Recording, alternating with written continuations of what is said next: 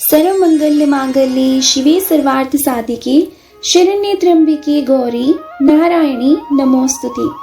जय माता दी। आज आप सुनेंगे श्री दुर्गा सप्तशती के अंतिम अध्याय, जिनके बिना श्री दुर्गा सप्तशती का पाठ अधूरा माना जाता है। और यह पाठ है देवी सूक्तम, प्राधानिक रहस्यम, वैकृतिक रहस्यम, मूर्ति रहस्यम, सिद्ध कुंजिका स्त्रोत और क्षमा याचना। माँ भगवती का अपने मन में ध्यान करें और आइए पाठ को शुरू करते हैं। देवी को नमस्कार है, महादेवी शिवा को सर्वदा नमस्कार है, प्रकृति एवं भद्रा को प्रणाम है, जगदम्बा को नियम पूर्वक नमस्कार है, रुद्रा को नमस्कार है, नित्य गौरी एवं धात्री को बारंबार नमस्कार है, ज्योत्स्नामयी चंद्र रूपिणी एवं सुख स्वरूपा देवी को सतत प्रणाम है। शरणागतों का कल्याण करने वाली वृद्धि एवं सिद्धि रूपा देवी को बारंबार नमस्कार है। नैऋत्य राजाओं की लक्ष्मी तथा श्रवाणी स्वरूपा आप जगदम्बा को बारंबार नमस्कार है। दुर्गा दुर्गपारा दुर्गम संकट से बाहर निकालने वाली, सारा सबकी आधारभूता, सर्वकारिणी ख्याति कृष्णा और धुर्मा देवी को सर्वदा नमस्कार है। अत्यंत सौम्य तथा अत्यंत रौद्र रूपा देवी को मैं नमस्कार करती हूँ, उन्हें हमारा बारंबार नमस्कार है। जगत की आधारभूता कृति देवी को बारंबार नमस्कार है। जो देवी सभी प्राणियों में विष्णु माया के रूप में कही जाती है, उनको नमस्कार, उनको नमस्कार, उनको बारंबार नमस्कार है। जो देवी सभी प्राणियों में चेतना कहलाती है, उनको नमस्कार, उनको नमस्कार, उनको बारंबार नमस्कार है। जो देवी सभी प्राणियों में बुद्धि रूप में स्थित है, उनको नमस्कार, उनको नमस्कार, उनको बारंबार नमस्कार है। जो देवी सभी प्राणियों में निद्रा रूप में स्थित है, उनको नमस्कार, उनको नमस्कार, उनको बारंबार नमस्कार है। जो देवी सभी प्राणियों में एक क्षुधा रूप में स्थित है, उनको नमस्कार, उनको नमस्कार, उनको बारंबार नमस्कार है। जो देवी सभी प्राणियों में छाया रूप में स्थित है, उनको नमस्कार, उनको नमस्कार, उनको बारंबार नमस्कार है। जो देवी सभी प्राणियों में शक्ति रूप से स्थित है, उनको नमस्कार, उनको नमस्कार, उनको बारंबार नमस्कार है। जो देवी सभी प्राणियों में एक शांति रूप में स्थित है, उनको नमस्कार, उनको नमस्कार, उनको बारंबार नमस्कार है। जो देवी सभी प्राणियों में जाति रूप में स्थित है, उनको नमस्कार, उनको नमस्कार, उनको बारंबार नमस्कार है। जो देवी सभी प्राणियों में लज्जा रूप में स्थित है, उनको नमस्कार, उनको नमस्कार, उनको बारंबार नमस्कार है। जो देवी सभी प्राणियों में शांति रूप में स्थित है, उनको नमस्कार, उनको नमस्कार, उनको बारंबार नमस्कार है। जो देवी सभी प्राणियों में कांति रूप में स्थित है, उनको नमस्कार, उनको नमस्कार, उनको बारंबार नमस्कार है। जो देवी सभी प्राणियों में लक्ष्मी रूप में स्थित है, उनको नमस्कार, उनको नमस्कार, उनको बारंबार नमस्कार है। जो देवी सभी प्राणियों में वृत्ति रूप से स्थित है, उनको नमस्कार, उनको नमस्कार, उनको बारंबार नमस्कार है। जो देवी सभी प्राणियों में स्मृति रूप में स्थित है, उनको नमस्कार, उनको नमस्कार, उनको बारंबार नमस्कार है। जो देवी सभी प्राणियों में दया रूप से स्थित है, उनको नमस्कार, उनको नमस्कार, उनको बारंबार नमस्कार है। जो देवी सभी प्राणियों में तुष्टि रूप से स्थित है, उनको नमस्कार, उनको नमस्कार, उनको बारंबार नमस्कार है। जो देवी सभी प्राणियों में माता रूप से स्थित है, उनको नमस्कार, उनको नमस्कार, उनको बारंबार नमस्कार है। जो देवी सभी प्राणियों में भ्रांति रूप में स्थित है, उनको नमस्कार, उनको बारंबार नमस्कार है। जो जीवों के इंद्रिय वर्ग की अधिष्ठात्री देवी एवं सब प्राणियों में सदा व्याप्त रहने वाली है, उन व्याप्ति देवी को बारंबार नमस्कार है। जो देवी चैतन्य रूप में संपूर्ण जगत को व्याप्त करके स्थित है, उनको नमस्कार, उनको बारंबार नमस्कार है। पूर्व काल में अपने अभीष्ट की प्राप्ति होने से देवताओं ने जिनकी स्तुति की तथा देवराज इंद्र ने बहुत दिनों तक जिनकी सेवा वह कल्याण की साधन भूता ईश्वरी हमारा कल्याण और मंगल करे तथा सभी आपत्तियों का सर्वनाश करे। और दंड दैत्यों से सताए हुए हम सभी जिन परमेश्वरी को इस समय नमस्कार करते हैं तथा जो भक्ति से विनम्र पुरुषों द्वारा स्मरण की जाने पर तत्काल ही संपूर्ण विपत्तियों का नाश कर देती हैं, वे जगदम्बा हमारा संकट दूर करें। इस प्रकार देवी सूक्त संपूर्ण हुआ। प्राधानिक रहस्यम। ओम सप्तशती के इन 3 रहस्यों के नारायण ऋषि अनुष्टुप, चंद्र तथा महाकाली, महालक्ष्मी एवं महासरस्वती देवता हैं। शास्त्रोक्त फल की प्राप्ति के लिए जप में विनियोग होता है। राजा बोले, भगवन आपने चंडिका के अवतारों की कथा मुझसे कही। ब्राह्मण, अब इन अवतारों की प्रधान प्रकृति का निरूपण कीजिए। द्विज श्रेष्ठ, मैं आपके चरणों में पड़ा हूँ। मुझे देवी के जिस स्वरूप की और जिस विधि से आराधना करनी है वह सब यथार्थ रूप से बतलाइए। ऋषि कहते हैं, राजन, यह रहस्य परम गोपनीय है, इसे किसी से कहने योग्य नहीं बतलाया गया है, किंतु तुम मेरे भक्त हो इसलिए तुमसे ना कहने योग्य मेरे पास कुछ भी नहीं है। त्रिगुणमयी परमेश्वरी महालक्ष्मी ही सबका आदि कारण है। वे ही दृश्य और अदृश्य रूप से संपूर्ण विश्व को व्यापित करके स्थित हैं। राजन, वे अपनी 4 भुजाओं में मातुलुंग, गदा, खेट एवं पान पात्र और मस्तक पर नाग, लिंग तथा योनि इन वस्तुओं को धारण करती हैं। तपाए हुए सुवर्ण के समान उनकी कांति है। तपाए हुए सुवर्ण के ही उनके आभूषण हैं। उन्होंने अपने तेज से इस शून्य जगत को परिपूर्ण किया है। परमेश्वरी महालक्ष्मी ने इस संपूर्ण जगत को शून्य देखकर तमोगुण रूपा उपाधि के द्वारा एक अन्य उत्कृष्ट रूप धारण किया। वह रूप एक नारी के रूप में प्रकट हुआ, जिसके शरीर की कांति निखरे हुए काजल की भांति काले रंग की थी। उसका श्रेष्ठ मुख दाढ़ों से सुशोभित था, नेत्र बड़े बड़े और कमर पतली थी। उसकी 4 भुजाएं ढाल, तलवार, प्याले और कटे हुए मस्तक से सुशोभित थी। वह वक्षः स्थल पर कमंद की तथा मस्तक पर मुंडों की माला धारण किए हुए थी। इस प्रकार प्रकट हुई स्त्रियों में श्रेष्ठ तामसी देवी ने महालक्ष्मी से कहा, माता जी आपको नमस्कार है, मुझे मेरा नाम और कर्म बताइए। तब महालक्ष्मी ने स्त्रियों में श्रेष्ठ उस तामसी देवी से कहा, मैं तुम्हें नाम प्रदान करती हूँ और तुम्हारे जो जो कर्म है उनको भी बतलाती हूँ। महामाया, महाकाली, महामारी, शुदा, त्रिषा, निद्रा, कृष्णा, एक वीरा, काल रात्रि तथा दुरत्या, ये तुम्हारे नाम हैं जो कर्मों के द्वारा लोक में चरितार्थ होंगे। इन नामों के द्वारा तुम्हारे कर्मों को जानकर जो उनका पाठ करता है वह सुख भोगता है। राजन, महाकाली से यूं कहकर महालक्ष्मी ने अत्यंत शुद्ध सत्व गुण के द्वारा रूप धारण किया, जो चंद्रमा समान गौरव वर्ण था। वह श्रेष्ठ नारी अपने हाथों में अक्षमाला, अंकुश, वीणा तथा पुस्तक धारण किए हुए थी। महालक्ष्मी ने उसे भी नाम प्रदान किए। महाविद्या, महावाणी, भारती, वाक, सरस्वती, आर्या, ब्राह्मी, कामधेनु, वेद गर्भा और धीश्वरी, ये तुम्हारे नाम होंगे। तदंतर महालक्ष्मी ने महाकाली और महासरस्वती से कहा, देवियों तुम दोनों अपने अपने गुणों के योग्य स्त्री पुरुष के जोड़े उत्पन्न करो। उन दोनों से यूं कहकर महालक्ष्मी ने पहले स्वयं ही स्त्री पुरुष का एक जोड़ा उत्पन्न किया। वे दोनों हिरण्यगर्भ, सुंदर तथा कमल के आसन पर विराजमान थे। उनमें से एक स्त्री थी और दूसरा पुरुष।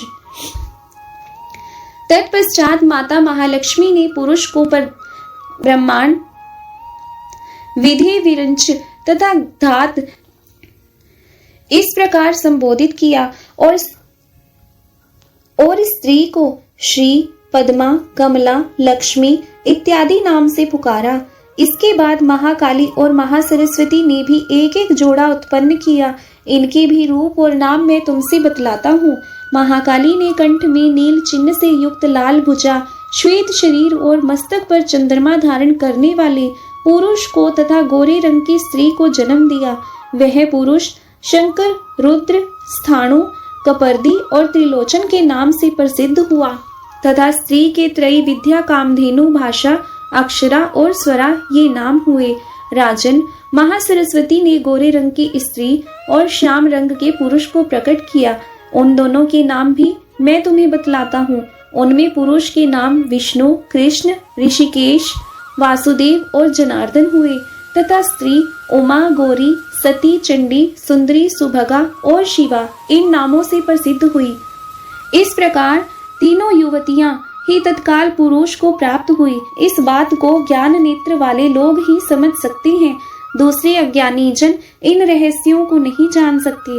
राजन, महालक्ष्मी ने त्रैविद्या रूपा सरस्वती को ब्रह्मा के लिए पत्नी रूप में समर्पित किया, रुद्र को वरदायिनी, गौरी तथा भगवान वासुदेव को लक्ष्मी दे दी। इस प्रकार सरस्वती के साथ संयुक्त होकर ब्रह्मा जी ने ब्रह्मांड को उत्पन्न किया और परम पराक्रमी भगवान रुद्र ने गौरी के साथ मिलकर उसका भेदन किया।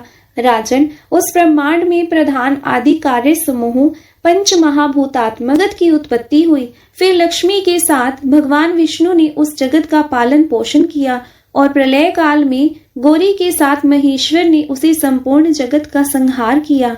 महालक्ष्मी ही सर्वसत्वमयी तथा सब सत्वों की आधीश्वरी है। वे ही निराकार और साकार रूप में रहकर नाना प्रकार के नाम धारण करती हैं। सगुण वाचक सत्य, ज्ञान, चित्त, महामाया आदि नामांतरों से इन महालक्ष्मी का निरूपण करना चाहिए।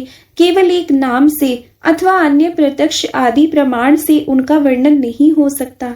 प्राधानिक रहस्य संपूर्ण हुआ। वैकृतिक रहस्यम। ऋषि कहते हैं, राजन, पहले जिन सत्व प्रधाना त्रिगुणमयी महालक्ष्मी के तामसी आदि भेद से 3 स्वरूप बतलाए गए, वे ही शर्वा, चंडिका, दुर्गा, भद्रा और भगवती आदि नामों से कही जाती हैं। तमोगुणमयी महाकाली भगवान विष्णु की योग निद्रा कही गई है। मधु कैटभ का नाश करने के लिए ब्रह्मा जी ने जिनकी स्तुति की थी, उन्हीं का नाम महाकाली है। उनके 10 मुख, 10 भुजाएं और 10 पैर हैं। वे काजल के समान काले रंग की हैं तथा 30 नेत्रों की विशाल पंक्ति से सुशोभित होती हैं। भोपाल उनके दांत और दाढ़ें चमकती रहती हैं। यद्यपि उनका रूप भयंकर है, तथापि वे रूप सौभाग्य, कांति एवं महती संपदा की अधिष्ठान है। वे अपने हाथों में खड्ग, बाण, गदा, शूल, शंख, चक्र, भूषुंडी, परीघ, धनुष तथा जिससे रक्त चूता रहता है ऐसा कटा हुआ मस्तक धारण करती है। महाकाली भगवान विष्णु की दुस्तर माया है। आराधना करने पर ये चराचर जगत को अपने उपासक के अधीन कर देती हैं। संपूर्ण देवताओं के अंगों से जिनका प्रादुर्भाव हुआ था, वे अनंत काली से युक्त साक्षात महालक्ष्मी है। उन्हें ही त्रिगुणमयी प्रकृति कहते हैं तथा वे ही महिषासुर का मर्दन करने वाली हैं। उनका मुख गोरा, भुजाएं श्याम, स्तन मंडल अत्यंत श्वेत, कटिभाग और चरण लाल तथा जंघा और पिंडली नीले रंग की है। अजेय होने के कारण उनको अपने शौर्य का अभिमान है। कटी के आगे का भाग बहुरंगे वस्त्र से आच्छादित होने के कारण अत्यंत सुंदर एवं विचित्र दिखाई देती है। उनकी माला, वस्त्र, आभूषण तथा अंगराग सभी विचित्र हैं। वे कांति रूप और सौभाग्य से सुशोभित हैं। यद्यपि उनकी हजारों भुजाएं हैं, तथापि उन्हें 18 भुजाओं से युक्त मानकर उनकी पूजा करनी चाहिए।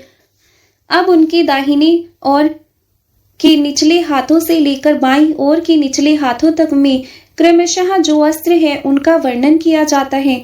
अक्षमाला, कमल, बाण, खड्ग, वज्र, गदा, चक्र, त्रिशूल, परशु, शंख, घंटा, पाश, शक्ति, दंड, चर्म, धनुष, पानपात्र और कमंडलू, इन आयुधों से उनकी भुजाएं विभूषित हैं। वे कमल के आसन पर विराजमान हैं। सर्वदेवमयी तथा सबकी ईश्वरी हैं। राजन, जो इन महालक्ष्मी देवी का पूजन करता है वह सब लोकों तथा देवताओं का भी स्वामी होता है। जो एकमात्र सतोगुण के आश्रित हो पार्वती जी के शरीर से प्रकट हुई थी तथा जिन्होंने शुंभ नामक दैत्य का संहार किया था, वे साक्षात सरस्वती कही गई हैं। पृथ्वीपति, उनकी 8 भुजाएं हैं तथा वे अपने हाथों में क्रमशः बाण, मोशल, शूल, चक्र, शंख, घंटा, हल एवं धनुष धारण करती हैं। ये सरस्वती देवी जो निशुंभ का मर्दन तथा शुंभासुर का संहार करने वाली है, भक्ति पूर्वक पूजित होने पर सर्वज्ञता प्रदान करती हैं। राजन, इस प्रकार तुमसे महाकाली आदि तीनों मूर्तियों के स्वरूप बतलाए। अब जगन्न माता महालक्ष्मी की तथा इन महाकाली आदि तीनों मूर्तियों की पृथक पृथक उपासना श्रवण करो। जब महालक्ष्मी की पूजा करनी हो तब उन्हें मध्य में स्थापित करके उनके दक्षिण और वाम भाग में क्रमशः महाकाली और महासरस्वती का पूजन करना चाहिए और पृष्ठभाग में तीनों युगल देवताओं की पूजा करनी चाहिए। महालक्ष्मी के ठीक पीछे मध्य भाग में सरस्वती के साथ ब्रह्मा जी का पूजन करें। उनके दक्षिण भाग में गौरी के साथ रुद्र की पूजा करें तथा वाम भाग में लक्ष्मी सहित विष्णु का पूजन करें। महालक्ष्मी आदि तीनों देवियों के समान सामने निम्नांकित 3 देवियों की भी पूजा करनी चाहिए। मध्यस्थ महालक्ष्मी के आगे मध्य भाग में 18 भुजाओं वाली महालक्ष्मी का पूजन करें। उनके वाम भाग में 10 मुखों वाली महाकाली का तथा दक्षिण भाग में 8 भुजाओं वाली महासरस्वती का पूजन करें। राजन, जब केवल 18 भुजाओं वाली महालक्ष्मी का अथवा 10 मुख काली या अष्टभुजा सरस्वती का पूजन करना हो तब अरिष्टों की शांति के लिए इनके दक्षिण भाग में काल की और वाम भाग में मृत्यु की भली भांति पूजा करनी चाहिए। जब शुंभासुर का संहार करने वाली अष्टभुजा देवी की पूजा करनी हो तब उनके साथ उनकी 9 शक्तियों का दक्षिण भाग में रुद्र एवं वाम भाग में गणेश जी का पूजन करना चाहिए। ब्राह्मी, माहेश्वरी, कुमारी, वैष्णवी, वाराही, नारसिंही, इंद्री, शिवदूती तथा चामुंडा ये 9 शक्तियां हैं। नमो दैव्य, इस स्तोत्र से महालक्ष्मी की भी पूजा करनी चाहिए तथा उनके 3 अवतारों की पूजा के समय उनके चरित्रों में जो स्तोत्र और मंत्र आए हैं उन्हीं का उपयोग करना चाहिए। 18 भुजाओं वाली महिषासुर मर्दिनी महालक्ष्मी ही विशेष रूप से पूजनीय है, क्योंकि वे ही महालक्ष्मी, महाकाली तथा महासरस्वती कहलाती हैं। वे ही पुण्य पापों की महेश्वरी तथा संपूर्ण लोकों की महेश्वरी हैं। जिसने महिषासुर का अंत करने वाली महालक्ष्मी की भक्ति पूर्वक आराधना की है वही संसार का स्वामी है। अतः जगत को धारण करने वाली भक्त वत्सला भगवती चंडिका की अवश्य पूजा करनी चाहिए। अर्घ आदि से, आभूषणों से, गंध पुष्प, अक्षत, धूप, दीप तथा नाना प्रकार के भक्ष्य पदार्थों से युक्त नैवेद्यों से, रक्त सिंचित बलि से, मांस से तथा मंदिरा से भी देवी का पूजन होता है। प्रणाम आचमन के योग्य जल, सुगंधित चंदन, कपूर, तांबूल आदि सामग्रियों को भक्ति भाव से निवेदन करके देवी की पूजा करनी चाहिए। देवी के सामने बाएं भाग में कटे मस्तक वाले महादैत्य महिषासुर का पूजन करना चाहिए, जिसने भगवती के साथ सायुज्य प्राप्त कर लिया। इसी प्रकार देवी के सामने दक्षिण भाग में उनके वाहन सिंह का पूजन करना चाहिए, जो संपूर्ण धर्म का प्रतीक एवं ऐश्वर्य से युक्त है। उसी ने इस चराचर जगत को धारण कर रखा है। तदंतर बुद्धिमान पुरुष एकाग्रचित हो देवी की स्तुति करे, फिर हाथ जोड़कर तीनों पूर्वोक्त चरित्रों द्वारा भगवती का सत्वन करे। यदि कोई एक ही चरित्र से स्तुति करना चाहे तो केवल मध्य चरित्र के पाठ से कर ले, किंतु प्रथम और उत्तम चरित्रों में से एक एक का पाठ ना करें। आधे चरित्र का भी पाठ करना मना है। जो आधे चरित्र का पाठ करता है उसका पाठ सफल नहीं होता। पाठ समाप्ति के बाद साधक प्रदक्षिणा और नमस्कार कर तथा आलस्य छोड़कर जगदम्बा के उद्देश्य से मस्तक पर हाथ जोड़े और उन्हें बारंबार त्रुटियों या अपराधों के लिए क्षमा प्रार्थना करे। सप्तशती का प्रत्येक श्लोक मंत्र रूप है। उसे तिल और घृत मिली हुई खीर की आहुति दे, अथवा सप्तशती में जो स्त्रोत आए हैं उन्हीं के मंत्रों से चंडिका के लिए पवित्र हविष्य का हवन करें। होम के पश्चात एकाग्रचित हो महालक्ष्मी देवी का नाम मंत्रों को उच्चारण करते हुए पुनः उनकी पूजा करें। तत्पश्चात मन तथा इंद्रियों को वश में रखते हुए हाथ जोड़ विनीत भाव से देवी को प्रणाम करें और अंतःकरण में स्थापित करके उन सर्वेश्वरी चंडी देवी का देर तक चिंतन करें, चिंतन करते करते उन्हीं में तन्मय हो जाएं। इस प्रकार जो मनुष्य प्रतिदिन भक्ति पूर्वक परमेश्वरी का पूजन करता है वह मनोवांछित भोगों को भोग कर अंत में देवी का सायुज्य प्राप्त करता है। जो भक्त वत्सला चंडी का प्रतिदिन पूजन नहीं करता, भगवती परमेश्वरी उसके पुण्यों को जलाकर भस्म कर देती है। इसलिए राजन, तुम स्वर्गडी का शास्त्रोक्त विधि से पूजन करो, उससे तुम्हें सुख मिलेगा।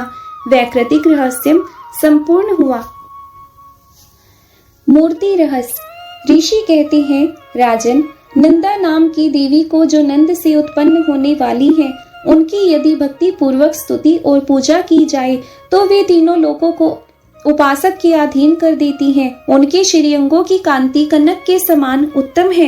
वे सुनहरे रंग के सुंदर वस्त्र धारण करती हैं। उनकी आभा सुवर्ण के तुल्य है तथा वे सुवर्ण के ही उत्तम आभूषण धारण करती हैं। उनकी 4 भुजाएं कमल, अंकुश, पाश और शंख से सुशोभित हैं। वे इंदिरा, कमला, लक्ष्मी, श्री तथा रक्तांबुजासना आदि नामों से पुकारी जाती हैं। निष्पाप नरेश, पहले मैंने रक्तदंतिका नाम से जिन देवी का परिचय दिया है, अब उनके स्वरूप का वर्णन करूंगा। सुनो, वह सब प्रकार के भयों से दूर करने वाली है। वे लाल रंग के वस्त्र धारण करती हैं। उनके शरीर का रंग भी लाल ही है और अंगों के समस्त आभूषण भी लाल ही हैं। उनके अस्त्र शस्त्र, नेत्र, सिर के बाल, तीखे नख और दांत सभी रक्त वर्ण के हैं। इसलिए वे रक्तदंतिका कहलाती हैं और अत्यंत भयानक दिखाई देती हैं। जैसे स्त्री पति के प्रति अनुराग रखती है, उसी प्रकार देवी अपने भगत पर स्नेह रखते हुए उनकी सेवा करती है। देवी रक्तदंतिका का आकार वसुधा की भांति विशाल है। उनके दोनों स्तन सुमेरु पर्वत के समान है। वे लंबे चौड़े, अत्यंत स्थूल एवं बहुत ही मनोहर है। कठोर होते हुए भी अत्यंत कमनीय है तथा पूर्ण आनंद के समुद्र है। संपूर्ण कामनाओं की पूर्ति करने वाले ये दोनों स्तन देवी अपने भक्तों को पिलाती हैं। वे अपनी 4 भुजाओं में खड्ग, पानपात्र, मूसल और हल धारण करती हैं। यही रक्त चामुंडा और योगेश्वरी देवी कहलाती हैं। इनके द्वारा संपूर्ण चराचर जगत व्यापक है। जो इन रक्तदंतिका देवी का भक्ति पूर्वक पूजन करता है वह भी चराचर जगत में व्यापक होता है। वह यथेष्ट भोगों को भोग कर अंत में देवी के साथ सायुज्य प्राप्त कर लेता है। जो प्रतिदिन रक्तदंतिका देवी के शरीर का यह सत्वन करता है, उसकी वे देवी प्रेम पूर्वक संरक्षण स्वरूप सेवा करती है। ठीक उसी तरह जैसे पतिव्रता नारी अपने प्रियतम पति की परिचर्या करती है। शाकंभरी देवी के शरीर की कांति नीले रंग की है। उनके नेत्र नील कमल के समान है। नाभि नीची है तथा त्रिवली से विभूषित उदर सूक्ष्म है। उनके दोनों स्तन अत्यंत कठोर, सब ओर से बराबर, ऊंचे, गोल, स्थूल तथा परस्पर सटे हुए हैं। वे परमेश्वरी कमल में निवास करने वाली हैं और हाथों में बाणों से भरी मुष्टि, कमल शाख समूह तथा प्रकाशमान धनुष धारण करती हैं। वह शाख समूह अनंत मनोवांछित रसों से युक्त तथा क्षुधा, तृषा और मृत्यु के भय को नष्ट करने वाला तथा फूल, पल्लव, मूल आदि एवं फलों से संपन्न है। वे ही शाकंभरी, सताक्षी तथा दुर्गा कही गई है। वे शोक से रहित, दुष्टों का दमन करने वाली तथा निष्पाप तथा पाप और विपत्ति की शांति करने वाली है। उमा, गौरी, सती, चंडी, कालिका और पार्वती भी वे ही हैं। जो मनुष्य शाकंभरी देवी की स्तुति, ध्यान, जप और वंदन करता है वह शीघ्र ही अन्न, पान एवं अमृत रूप अक्षय फल का भागी होता है।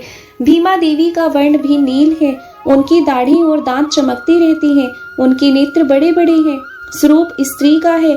स्तन गोल गोल और स्थूल है। वे अपने हाथों में चंद्रहास नामक खड्ग, डमरू, मस्तक और पानपात्र धारण करती हैं। वे ही एक वीरा, कालरात्रि और कामदा कहलाती हैं और इन नामों से प्रशंसित होती हैं। भ्रामरी देवी की कांति विचित्र है।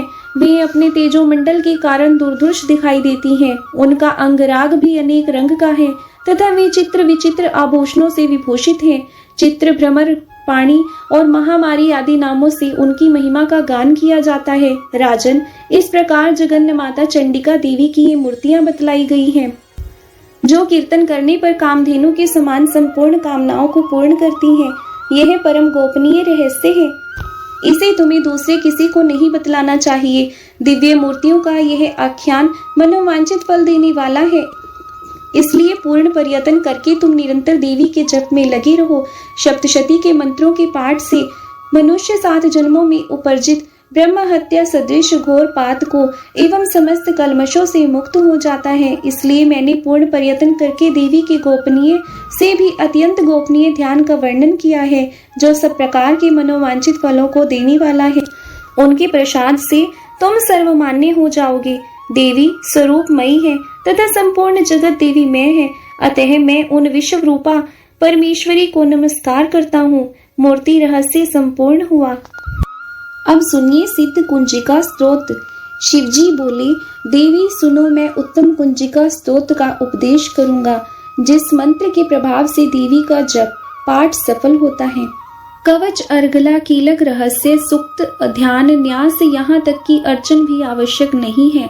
केवल कुंजिका के पाठ से दुर्गा पाठ का फल प्राप्त हो जाता है। यह कुंजिका अत्यंत गुप्त और देवों के लिए भी दुर्लभ है।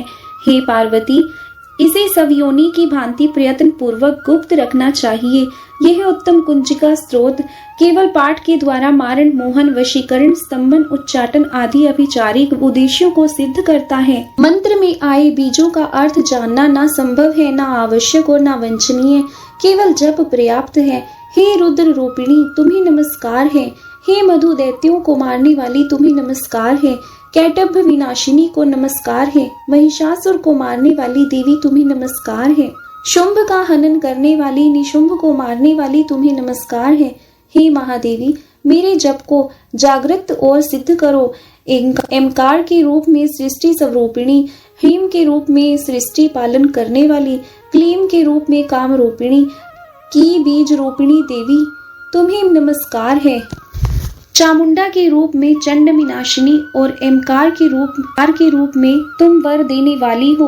विच्चे रूप में तुम नित्य ही अभय देती हो। इस प्रकार एम ह्रीम क्लीम चामुंडाए विच्चे, तुम इस मंत्र का स्वरूप हो। धाम धीम धूम के रूप में धुर्जटी, शिव की तुम पत्नी हो। वांग वीम वोम के रूप में तुम वाणी की अधीश्वरी, क्राम क्रीम क्रोम के रूप में कालिका देवी, शाम शीम शोम के रूप में मेरा कल्याण करो।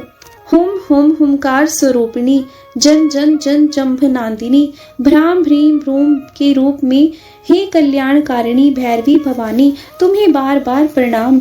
अं कम चम तम तम पम यम शम वीम दूम एम वीम हम क्षम धिंचार्ग धिंचार्ग, इन सब को तोड़ो और दीप्त करो।